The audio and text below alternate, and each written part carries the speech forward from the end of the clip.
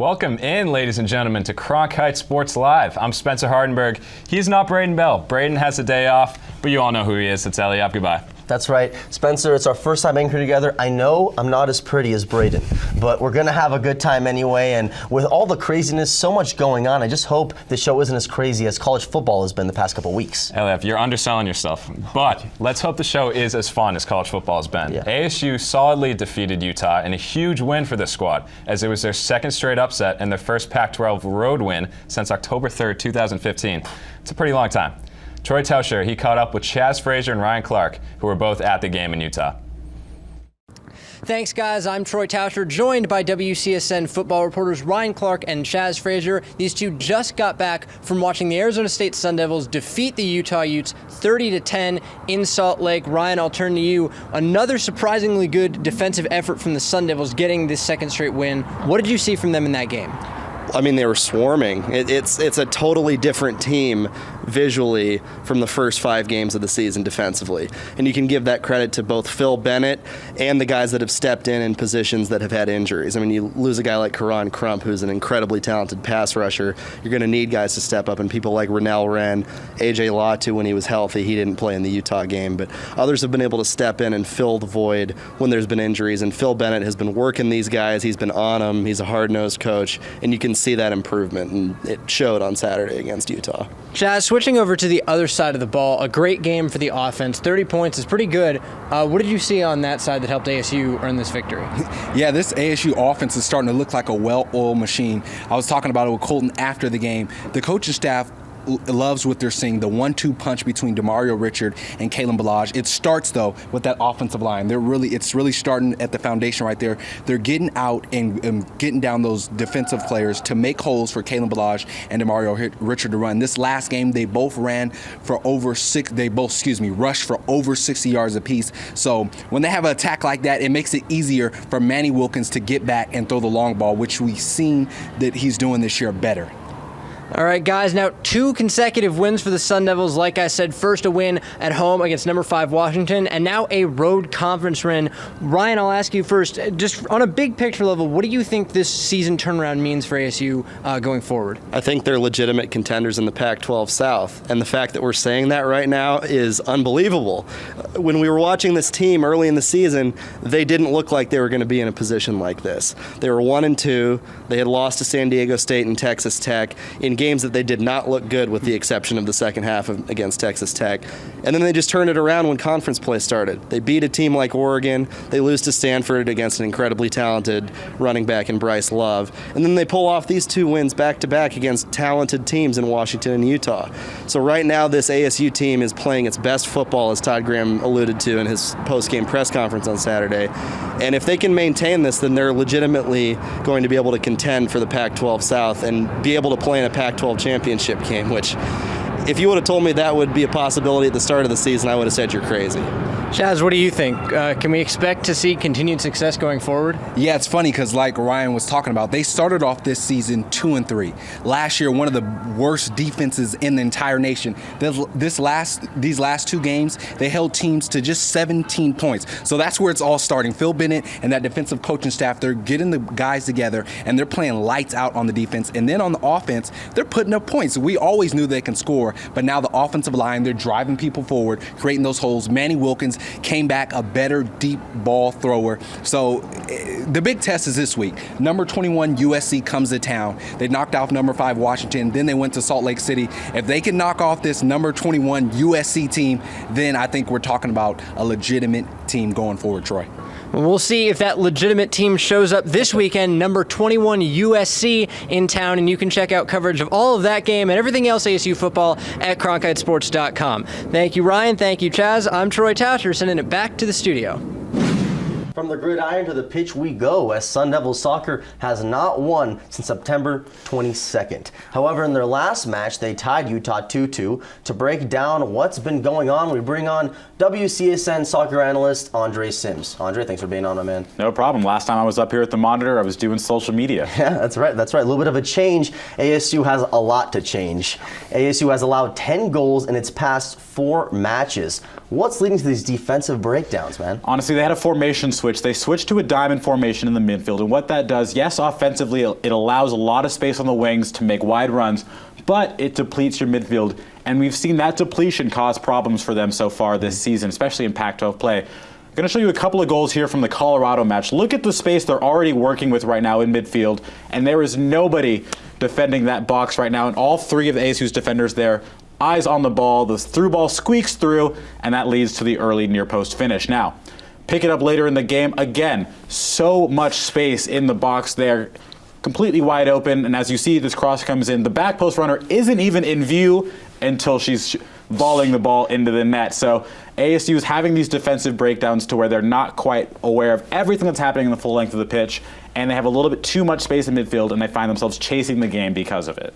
Now, as I mentioned, ASU tied Utah 2-2 this weekend. How did they manage in that one? You know, honestly, that was a winnable game for ASU. Had they not committed a costly penalty, they could have walked out of there with a 2-1 victory in normal time. The game went the full 110, had extra time. ASU wasn't able to break through. But if you look at the numbers, it wasn't as bad. There wasn't a lot of disparity between ASU and Utah. The shot numbers there are not too bad. The shots on goal is the same, only a difference of 4, and the corner kicks are where you saw the difference. But where Utah did its damage was penalty kicks. ASU committed costly fouls, especially in the second half.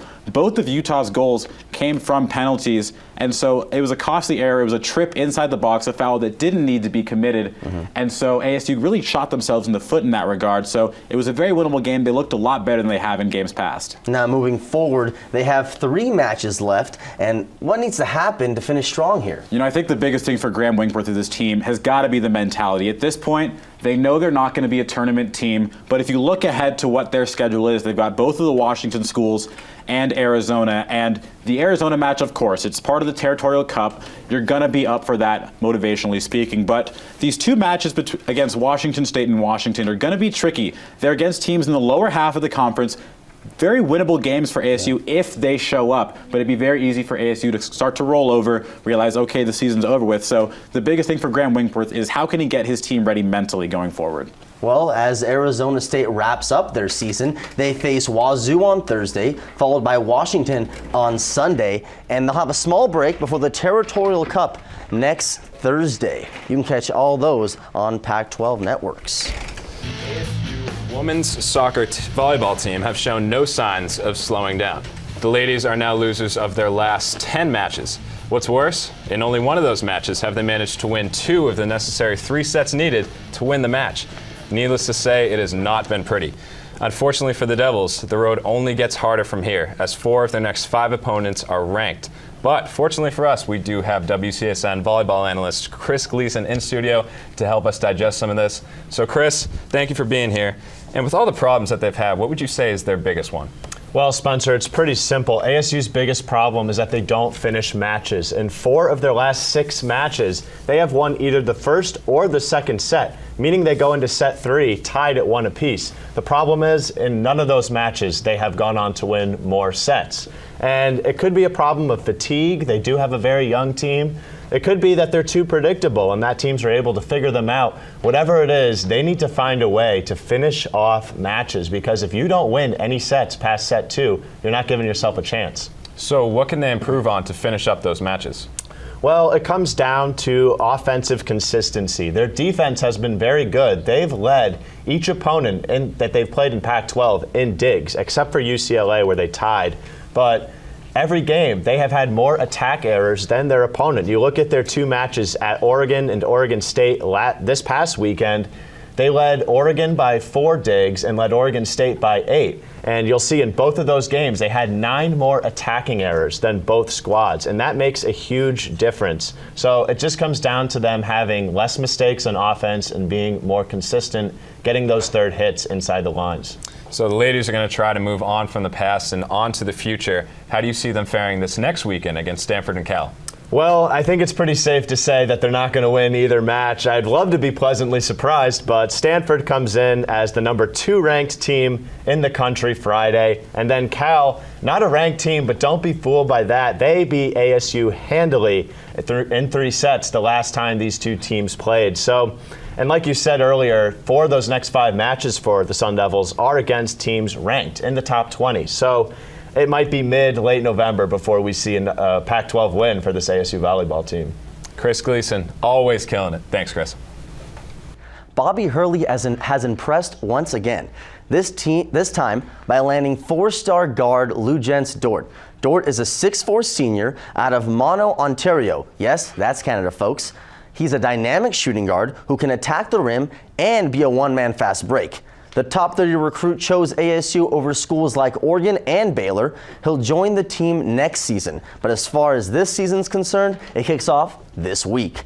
Arizona State plays their first exhibition game against Northern State this Thursday in Tempe, and fans are already getting excited for this season to kick off, as we saw at Mill Madness. Our street and greet duo of Andre Sims and Bobby Krause were on Mill to capture the mood and provide some laughs. What's up, guys? I'm here on Mill Avenue in downtown Tempe. It's your favorite Cronkite Sports segment, Street and Greet. Let's go talk some ASU athletics.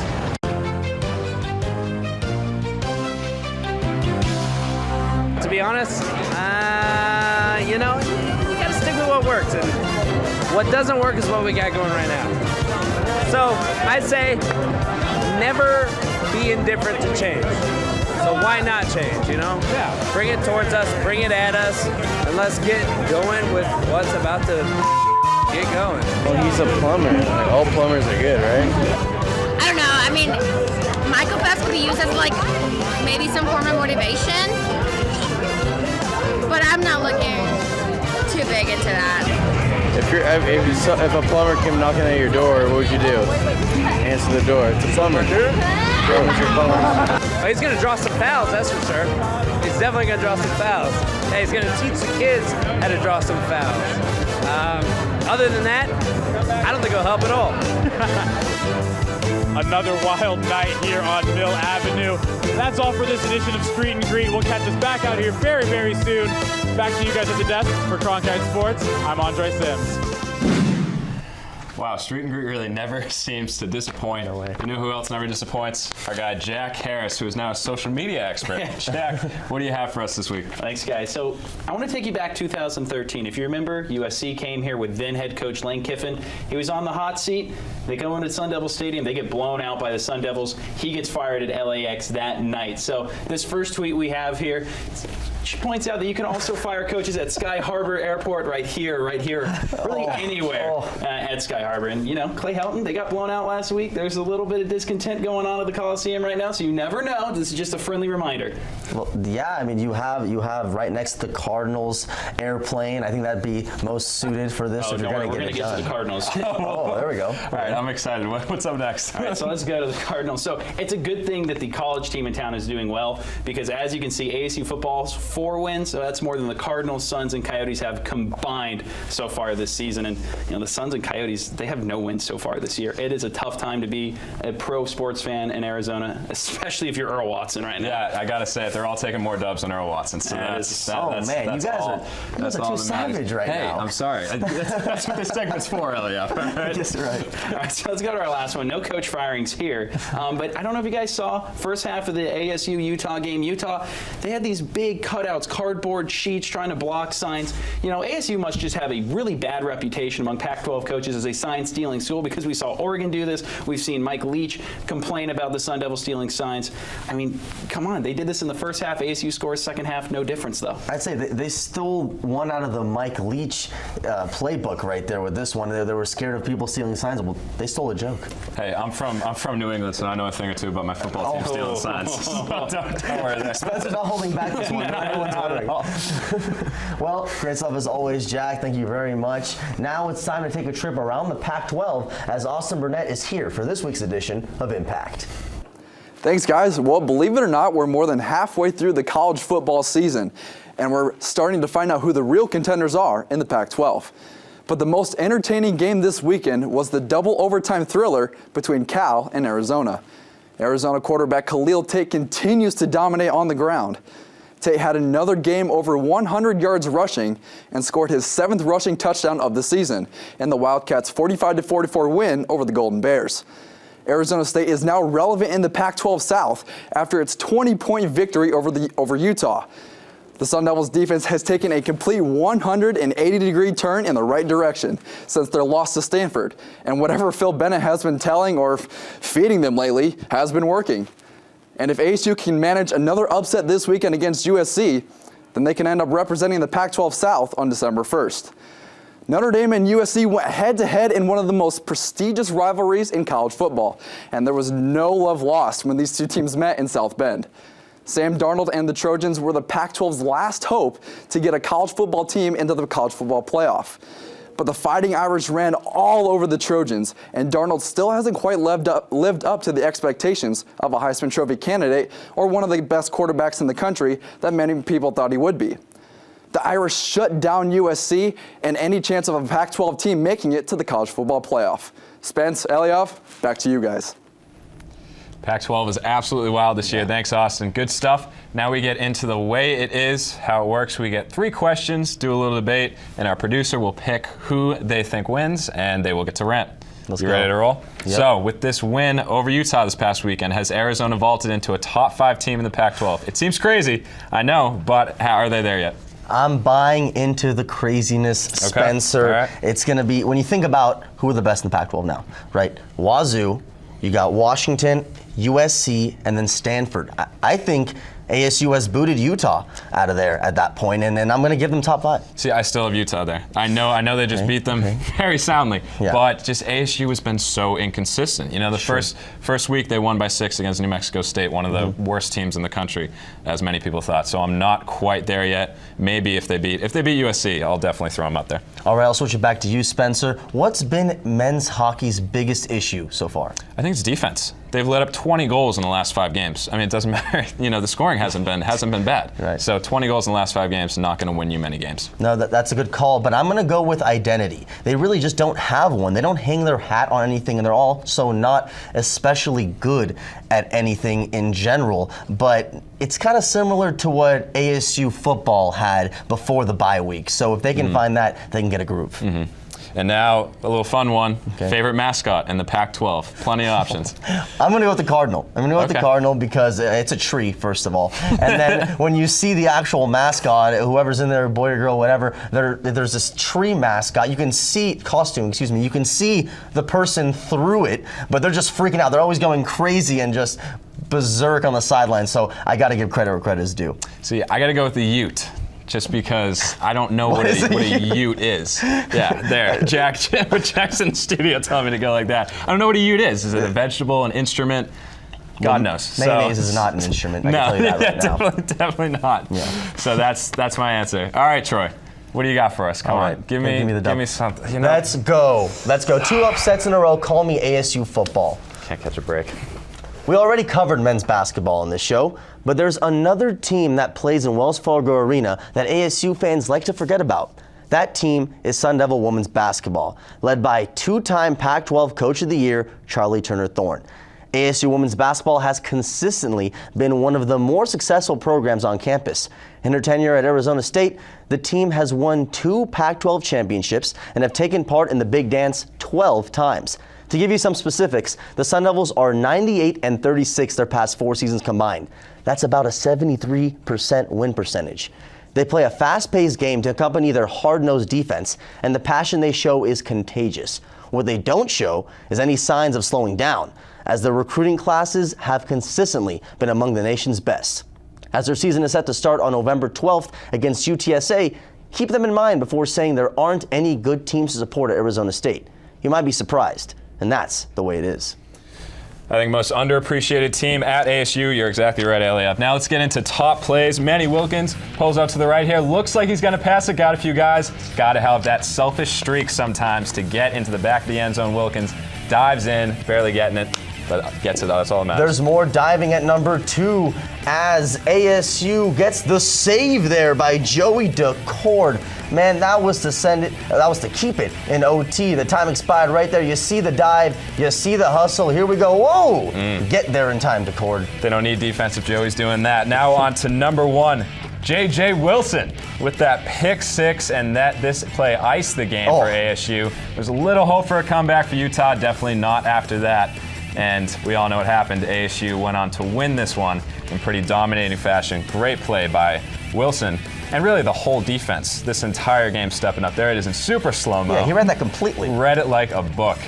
Great play by JJ. We gonna see the truck? No, not not They're gonna quite. tease you. Yeah, tune in next week for that truck. I'm Spencer Hardenbergh. That's Eliav Gabay. Thank you guys for watching, and we'll see you next time.